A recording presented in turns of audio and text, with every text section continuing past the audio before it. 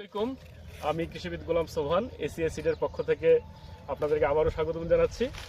আজকে আমরা আছি সিরাজগঞ্জ জেলার গাজীপুর উপজেলার সোনামুখীতে, যেখানে আমরা একটা দেখতে পাচ্ছেন ভুট্টার ফিল্ডে আছি।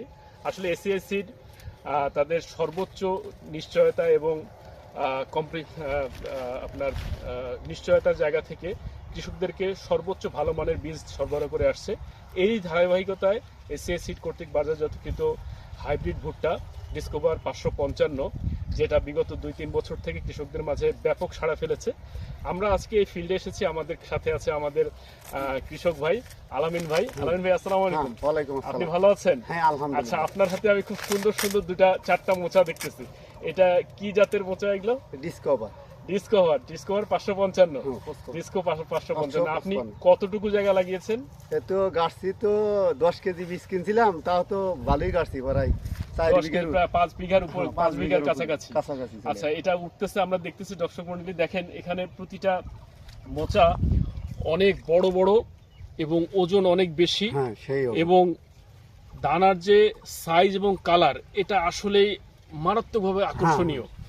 আমরা যেটা সবচেয়ে বেশি প্রেফার করি সেটা হচ্ছে ভুট্টার মোচা দানায় পরিপূর্ণ থাকবে, দানাগুলোর সাইজ খুব সুন্দর হবে এবং রঙও খুব সুন্দর হবে, যাতে বাজারে তিনি ভালো দাম পেতে পারেন, যাতে পাইকাররা তার প্রোডাক্টটা খুব দাম ধরে কেনেন এবং তিনি যেন লাভবান হতে পারেন।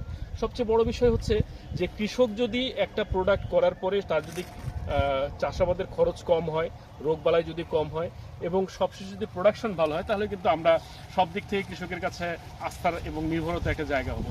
আর এসিএস সিড আসলেই আস্থার এবং নির্ভরতার একটা জায়গা। আমরা গাছেও দেখতেছি, দেখেন একেবারে পরিপুষ্ট একটা মোচা।